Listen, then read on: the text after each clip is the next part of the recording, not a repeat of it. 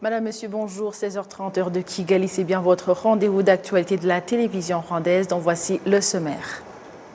Le gouvernement du Rwanda indique que la nouvelle loi portant sur la modification des taxes sur la production, la consommation et la valeur ajoutée permettra d'attirer davantage d'investisseurs et relever l'économie nationale, donc secouée par la pandémie de Covid-19 les 3 dernières années. Selon le chef d'état-major, le général Kazoula Jean Bosco, pour qu'il y ait la paix, la sécurité durable, une coopération entre les pays est d'une importance capitale.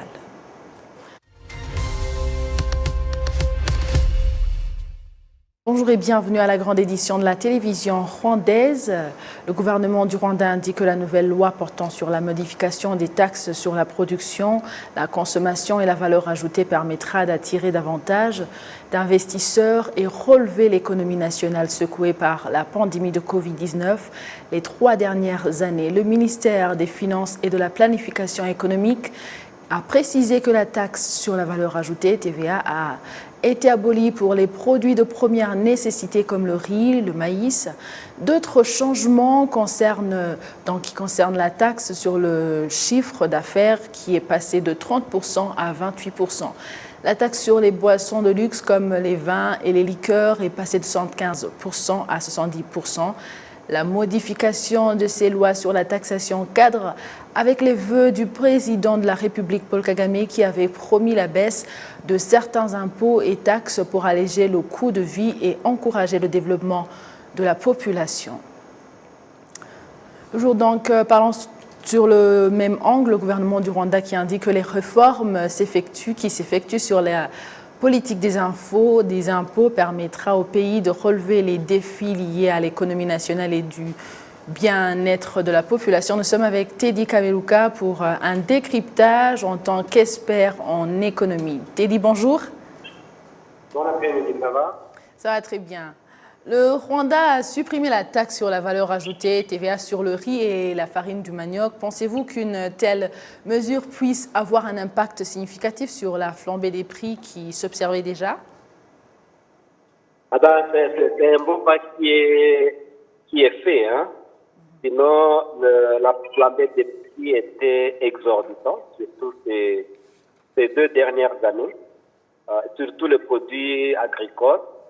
Bon, je me dirais que la levée de la TVA sur les 2 produits, c'est un pas, mais j'aurais aimé que le pas soit plus élargi, parce que l'objectif, c'est quoi? De réduire le coût ou alors le prix sur le produit alimentaire.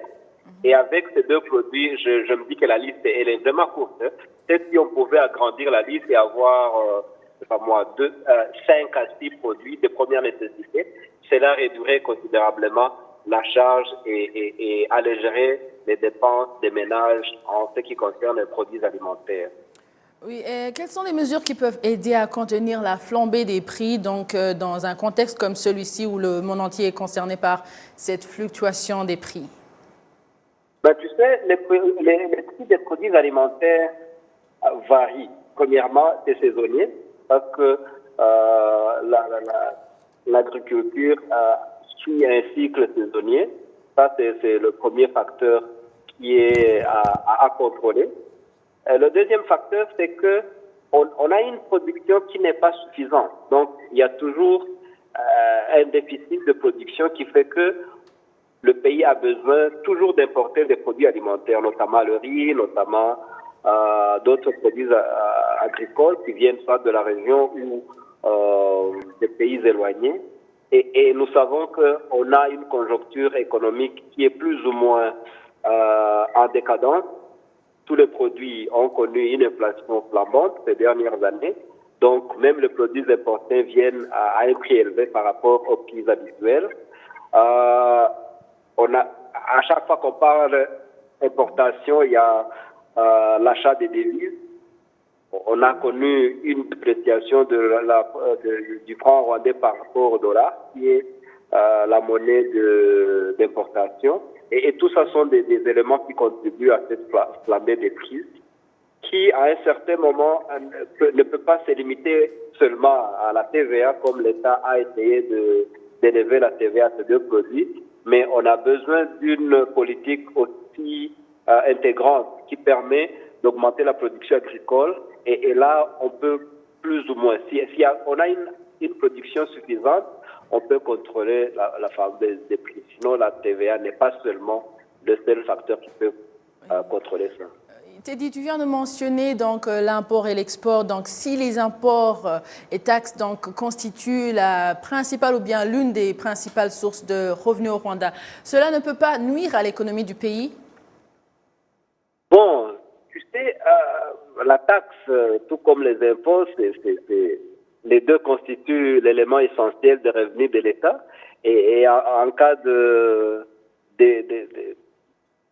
d'élever des taxes ou de certains impôts, il y a un manque à gagner au niveau du trésor public, mais il faut toujours balancer s'il faut l'État qui a un manque à gagner ou qui a une flambée de prix qui ne cesse d'augmenter.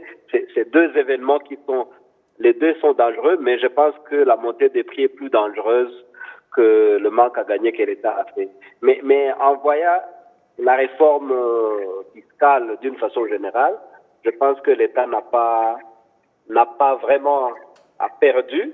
C'est plutôt une réforme qui vise à l'efficience des taxes, mais aussi à augmenter l'assiette fiscale, c'est-à-dire le nombre de personnes qui doivent payer les impôts. Et plus tu as une assiette aussi large, plus tu collectes plus d'impôts. Donc, je ne pense pas que l'État va gagner et va plutôt collecter plus d'impôts. Oui, bien entendu. Donc, il y a rien qui est perdu parce que toujours c'est le bien-être de la population et l'économie nationale. Et en tant qu'analyste en économie, vous personnellement, quel est votre sentiment aujourd'hui après cette réforme? Bon, vu les situations actuelles des prix sur le marché, vu le besoin des ménages, vu le revenu des citoyens, je pense que la réforme n'a pas vraiment allégé le prix tel que les gens le sentent.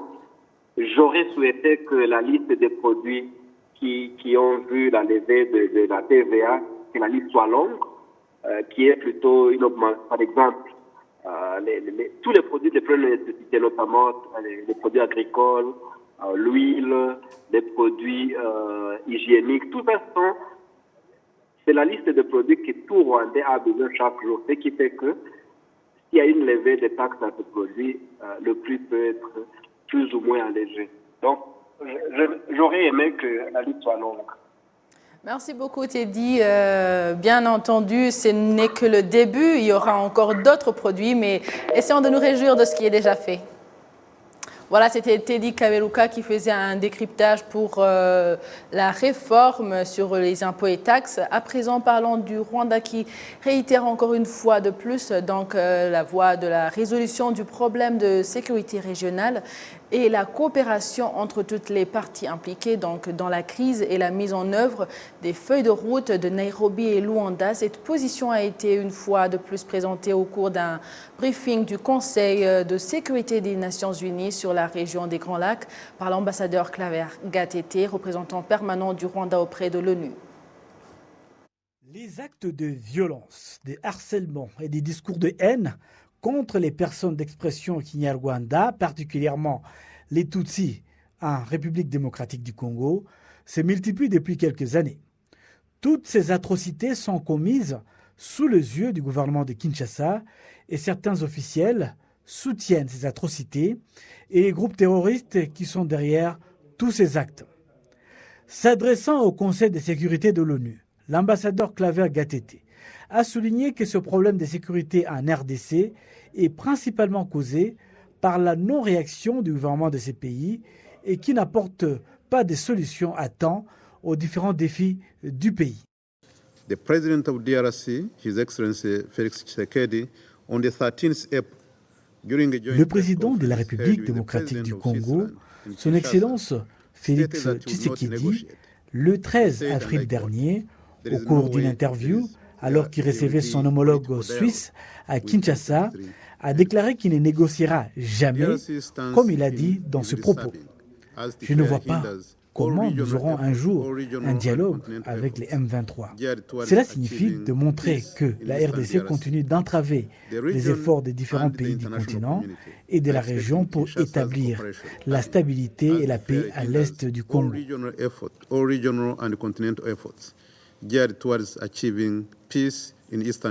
Certains experts politiques ont fait part de leurs inquiétudes quant à la réticence du gouvernement de la RDC à résoudre ce problème de sécurité. Il y a un parti qui ne suit pas. À cause de cela, on a vu que le M23 est prêt à suivre. Comme vous avez vu, leur retrait dans certains des territoires qu'ils avaient conquis. Et ces retraits devaient être encouragés par le gouvernement de la RDC, ainsi à rejoindre la table de négociation. Mais hélas, ce n'est pas le cas. Et cette situation peut mettre le feu aux poudres et provoquer de nouveaux affrontements. Un autre point évoqué lors de ce briefing du Conseil de sécurité de l'ONU sur la région du Grand Lac, la collaboration clairement affichée du gouvernement de Kinshasa et le groupe terroriste des FDLR. L'ambassadeur Gatete est revenu sur l'inquiétude de la région face à cette collaboration entre Kinshasa et ces groupes terroristes qui a perpétré les génocides contre les Tutsis au Rwanda en 1994. Je tiens à vous rappeler que les FDLR, un groupe reconnu par l'ONU comme groupe terroriste, a commis un génocide et que ce groupe a encore son mot à dire en RDC. D'ailleurs, le fait en soi que ce groupe de FDLR, sanctionné par l'ONU et qui collabore avec un gouvernement, en l'occurrence celui de Kinshasa, est un crime. Récemment, ce groupe a continué à répandre son idéologie du génocide qui a abouti à la mort des milliers de Tutsis au Congo. Ceci en plus des attaques meurtrières menées aux frontières avec le Rwanda. Je pense que vous vous souvenez que la conseillère du secrétaire général en rapport avec les génocides au sein des Nations Unies, Madame Alice Delutu, avait montré plusieurs documents qui démontrent les différentes activités des FDLR, ce qui peut entraîner une autre tragédie, un autre génocide en République démocratique du Congo.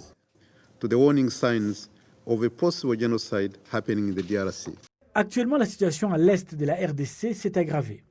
Et avec les déclarations du président Félix Tshisekedi, selon lesquelles il n'y aurait pas de négociations avec le groupe rebelle M23, et pourtant ce groupe rebelle a déjà montré sa bonne voie en se retirant de certaines régions conquises. Place maintenant au chef d'état-major général, le général Kazoura Jean Bosco, qui souligne que pour qu'il y ait la paix et la sécurité durable, une coopération entre les pays est d'une importance capitale. C'est au dernier jour de la formation de 4 jours en rapport avec la protection des civils pendant la période de guerre, que le général Kazoura Jean Bosco a fait cette indication ce vendredi. Youssouf Traoré, un des participants à cette formation, revient sur l'importance d'une formation pareille.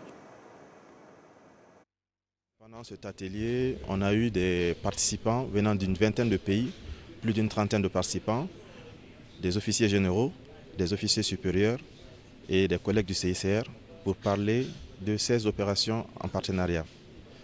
C'est une opportunité unique d'avoir autant de hauts gradés avec une grande expérience et ce fut un échange très fructif.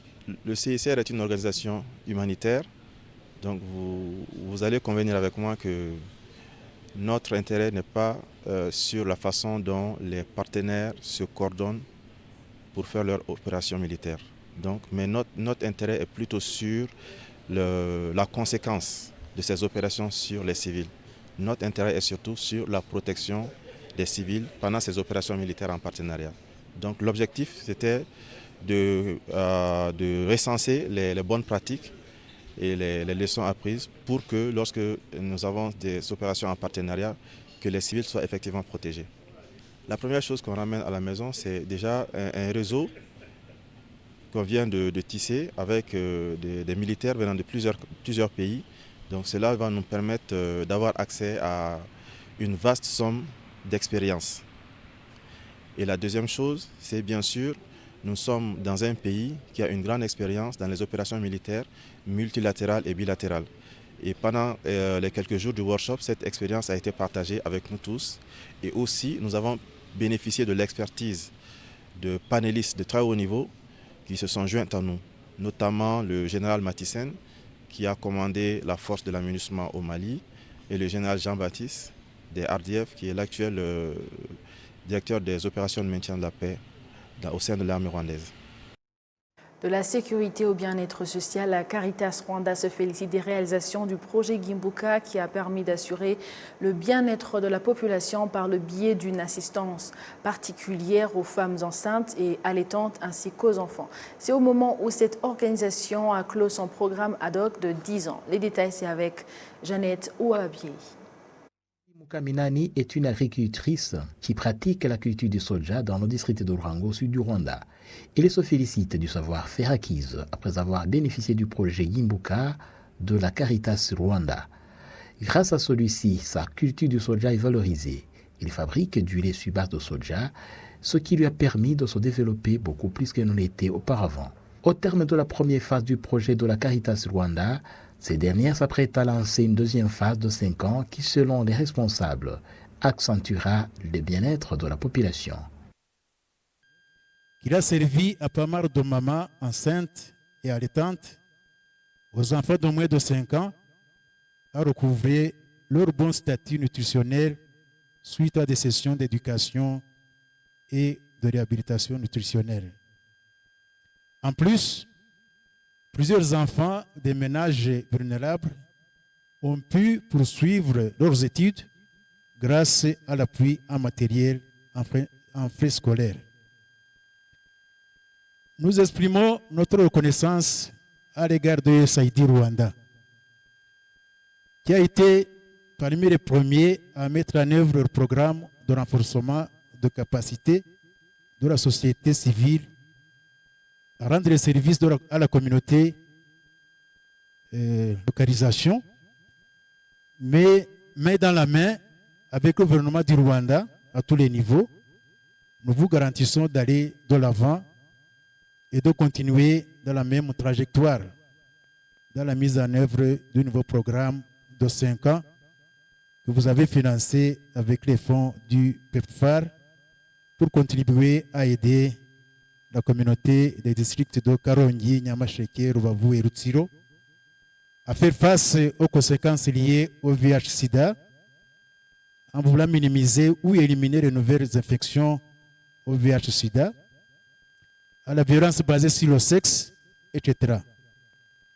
Et cela à travers la facilitation et à l'accès aux services sanitaires et la prévention communautaire.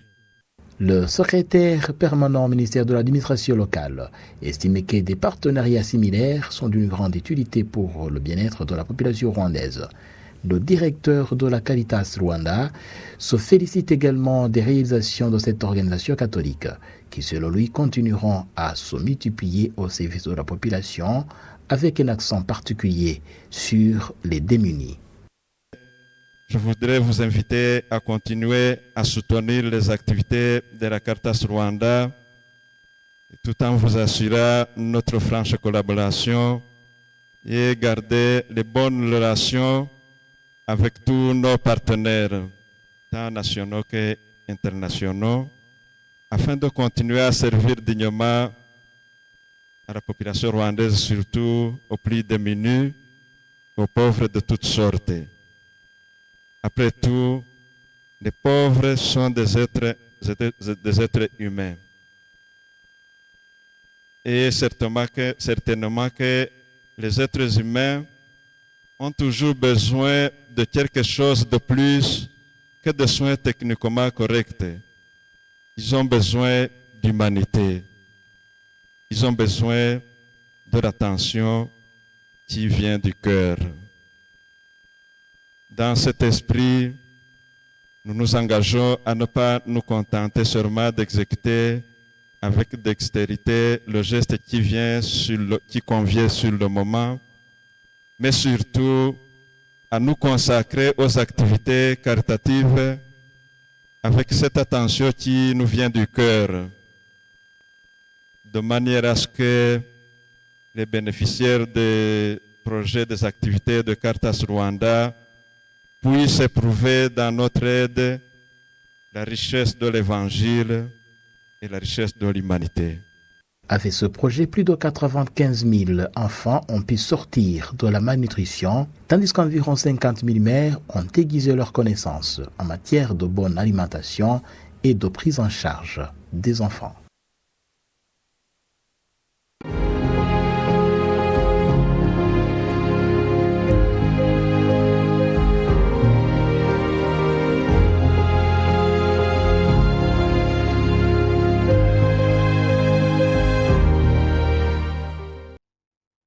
Le ministère rwandais de l'Unité nationale et de l'engagement civique indique que dans les tout prochains jours, certains sites mémoriaux du génocide commis contre les Tutsis au Rwanda en 1994 pourraient être inscrits dans le patrimoine mondial de l'UNESCO. Le dit ministère précise qu'une telle reconnaissance permettrait de mieux faire connaître l'histoire du génocide commis contre les Tutsis au Rwanda. Pendant le génocide, plus de 10 000 Tutsis ont été massacrés à l'église de Nyamata dans la région de Bugesera à l'est du Rwanda. Actuellement, l'église de Nyamata a été retenue comme un site mémorial. À sa place, une nouvelle église a été construite à côté. Au site mémorial de Nyamata reposent plus de 45 000 corps des victimes du génocide commis contre les Tutsis, non seulement à cette église de Nyamata, mais aussi des environs, puisque cette région a connu les massacres des Tutsis bien avant le 7 avril 1994. Au sein de cette ancienne église transformée en site mémorial, les traces de la barbarie meurtrière du génocide des Tutsis s'y observent encore. Il est très facile de remarquer comment le toit a été troué par les détonnements des grenades et des balles utilisées pour massacrer les Tutsis qui s'y étaient réfugiés. Là encore se trouvent les vêtements que portaient les Tutsis massacrés au sein même de cette église. Le ministère rwandais de l'Unité nationale et de l'engagement civique indique que le Rwanda a déjà présenté à l'UNESCO une demande pour 4 sites mémoriaux dans l'optique de permettre une plus large diffusion de l'histoire du génocide commis contre les Tutsis au Rwanda. Ces 4 sont le site mémorial de Nyamata à l'est du pays, de Gisozi dans la ville de Kigali, de Wisesero à l'ouest du Rwanda et de Murambi au sud du pays. Ces sites mémoriaux montrent comment les milliers de Tutsis ont été sauvagement massacrés en grand nombre et dans très peu de temps. Au mémorial de Gisozi reposent plus de 250 000 corps des victimes du génocide des Tutsis massacrés dans la ville de Kigali, à Nyamata plus de 45 000, à Murambi plus de 50 000 et à Bisesero plus de 48 000 corps de Tutsis tués pendant le génocide. Le ministre de l'Unité nationale et de l'engagement civique rassure que ce processus de reconnaissance par l'UNESCO avance bien. UNESCO imaze iminsi yohereza impuguke hano. Impuguke za nyuma zihavuye mu kwezi kwa gatatu. L'UNESCO a déjà envoyé des experts dans le pays pour vérification. Les derniers ont quitté le Rwanda au mois de mars. Ils ont soumis leur rapport à l'UNESCO. Ce rapport sera examiné et comparé à celui réalisé par le Rwanda. Ces experts nous ont exprimé leur satisfaction. Des fois, ils nous suggèrent des rectifications que nous nous empressons de faire. Ils accordent une grande importance à l'histoire et à la sauvegarde des sites mémoriaux. Ce n'est pas important qui devra continuer de telle sorte que tout visiteur qui arrive puisse comprendre par lui-même l'histoire du génocide.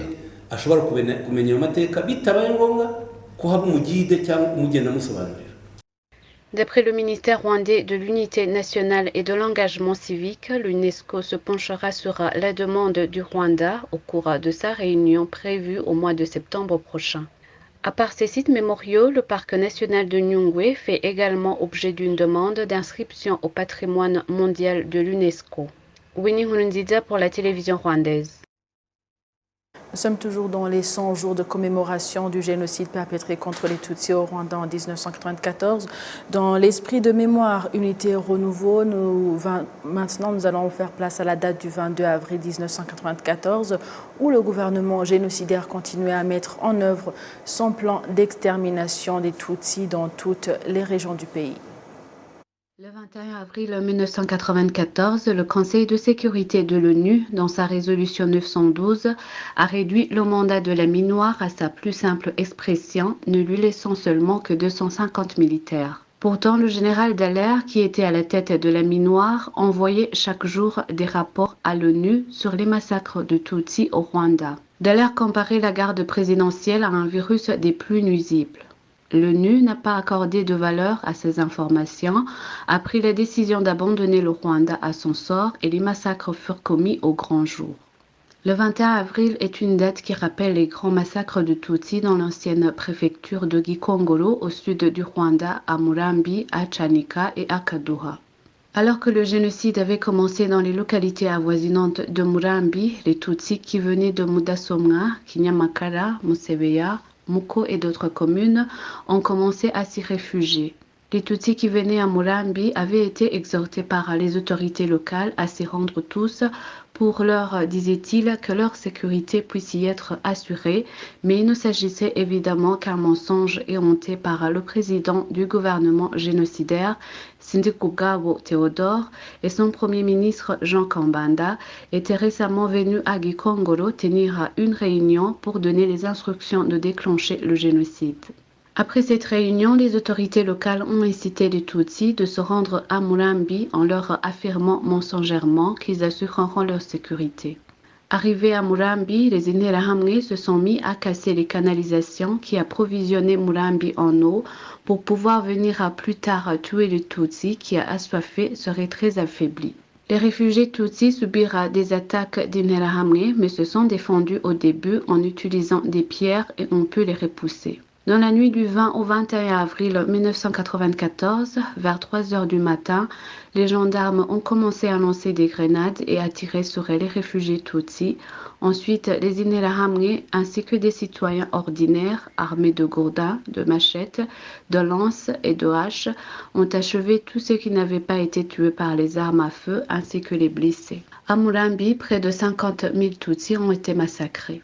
Quelques rescapés de Murambi se sont réfugiés à la paroisse catholique de Chanika, où se trouvaient déjà de nombreux réfugiés arrivés depuis le 8 avril 1994 en provenance des communes Karama, Kinyamakara, Nyamagabe, Rukondo, Karambo et d'autres. Après Murambi, les tueurs ont poursuivi leur plan macabre à Chanika le 21 avril 1994, où ils arrivèrent vers 10 heures du matin. Les Interahamwe et les gendarmes ont lancé des grenades sur les réfugiés de la paroisse et d'autres utilisèrent des armes traditionnelles pour tuer les Tutsis. Le même jour ont été tués près de 35 000 Tutsis. À cette même date du 21 avril, les Tutsis ont été massacrés à la paroisse catholique de Kaduha. Le 21 avril 1994 est arrivé un groupe de nombreux tueurs, dont des gendarmes, des réservistes, de l'armée et autres génocidaires venant des communes Muko, Karambo, Musange et Musebeya. Ils étaient armés d'un grand nombre d'armes diversifiées et ont encerclé les réfugiés. Le même jour, près de 45 000 Tutsis ont été tués à la paroisse catholique de Kaduha. Il y a eu très peu de survivants. Les analystes indiquent que les grands massacres de Gikongoro témoignent du rôle joué par le gouvernement génocidaire dans la préparation, l'exécution et la coordination des massacres de Tutsis.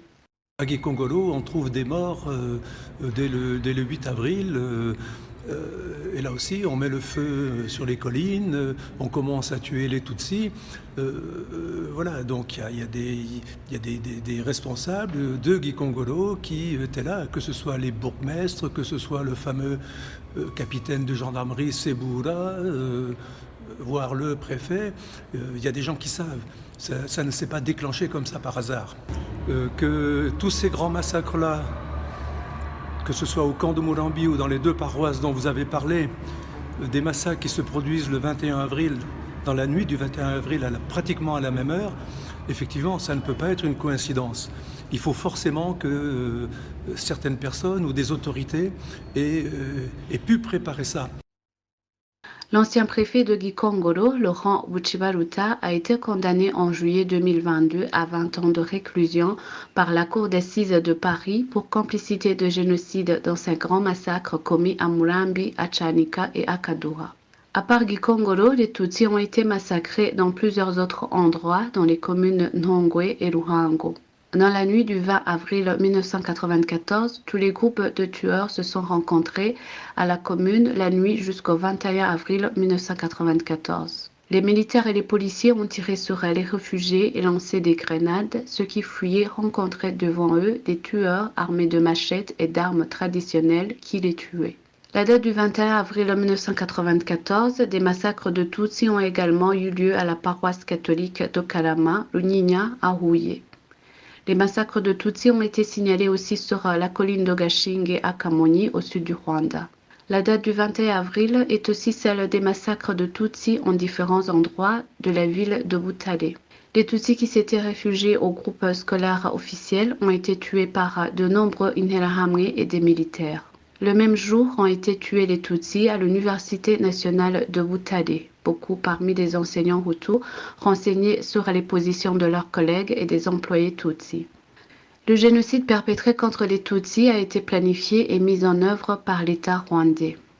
Les massacres des Tutsis à partir du 7 avril 1994 au matin, en même temps et à travers tout le pays, est la preuve que le plan du génocide avait été préparé par l'État. Winnie Nkurunziza pour la télévision rwandaise.